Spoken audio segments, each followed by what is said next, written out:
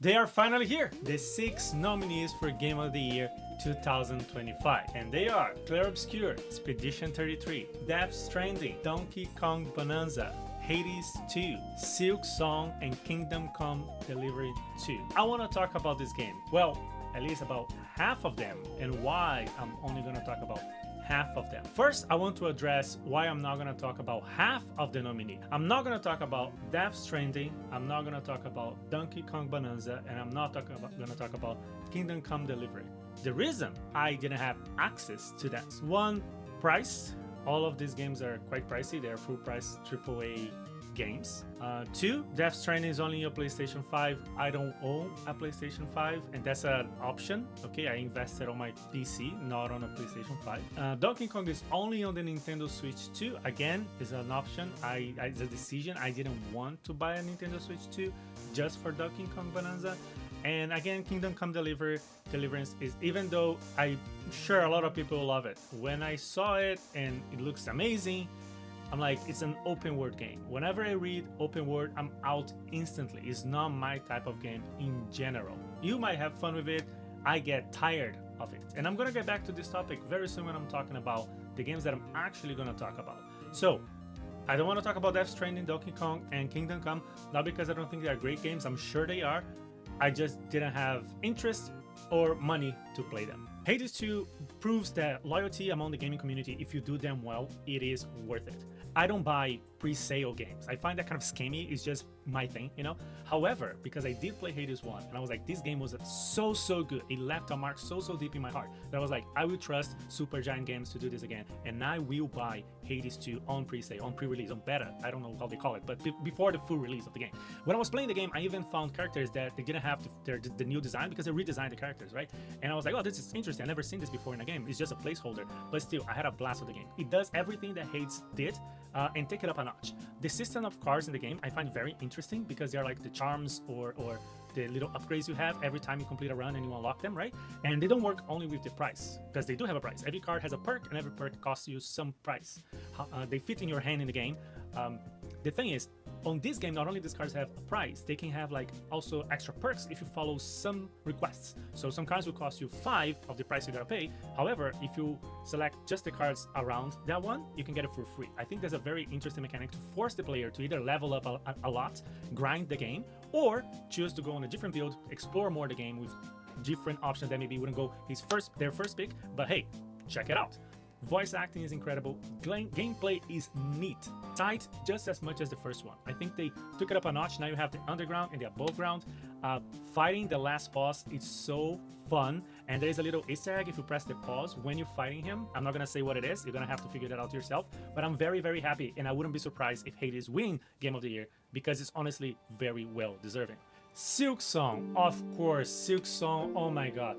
I'm a big fan of Hollow Knight. It's one of the few games that I play more than once, and I actually played it 4 times. The first time was by myself, offline, just enjoying the game, getting to know the game, get frustrated about the bosses, right? The second time I played it on stream because I wanted to share the passion with my community. The third time I played it on stream and with the community help to achieve 112%. I still did not do everything that was possible in the game, and I will come back to that one more time. And the fourth time I did it on Steel Soul mode, and I accidentally got a speed run achievement. I got it like 6 hours or something. You get a little speedrun achievement. I was so glad that I was even able to finish the game without dying. That is so impressive, right?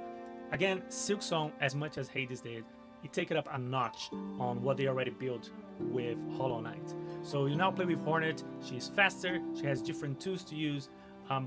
You have like this crest system that each crest absolutely changes the way you play with the character, and I think that's fantastic. You get to twist a little bit how you play, not only oh, I'm gonna use this charm or that, but like the complete movement of the character might move, or the completely tool set of the character might move according to the crest you're using.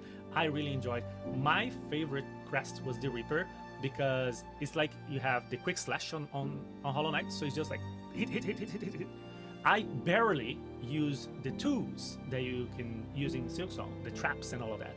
And that's because that's my playstyle. I like to play with the nail, or in this case the needle, and just slam on my enemies, right? For some people, that adds a layer of complexity. And I thought it was interesting to see, because even though Silk Song was a better game than Hollow Knight, I found a little bit easier than Hollow Knight, or maybe it's just because I'm used to the gameplay.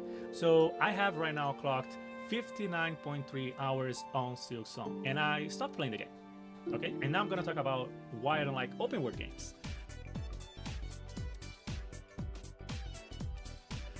Open world games, they usually make me tired.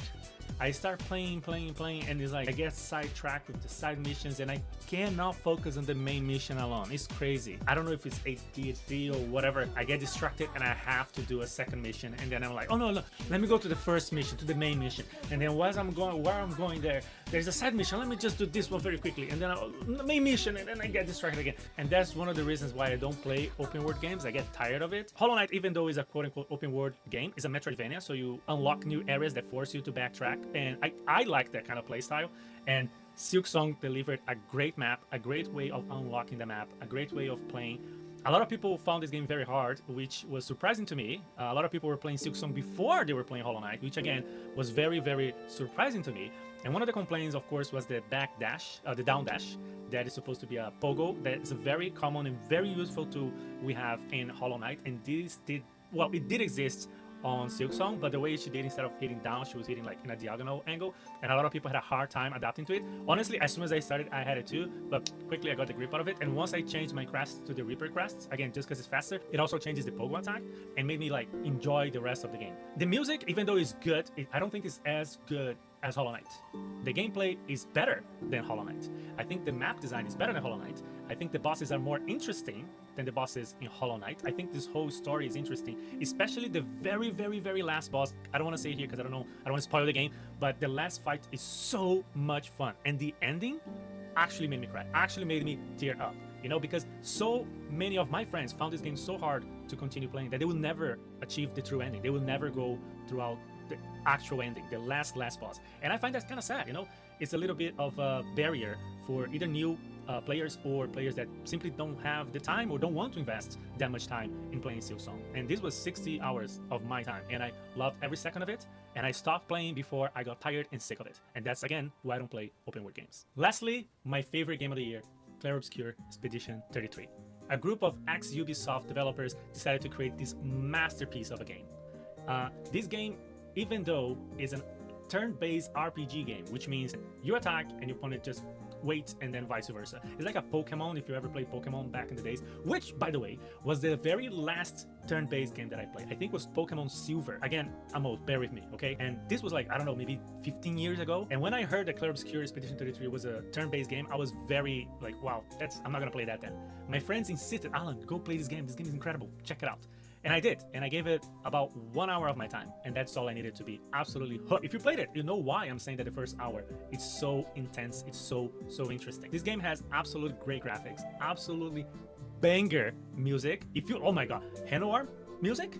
The music at the water stage, I forgot the name, the water stage is amazing. The music at the boss of the water stage, woo, banger after banger after banger. Let's talk about the voice acting cast alone. Charlie Cox, dear Daredevil, right? Ben Starr as Verso, and Andy Serkis as Henoir.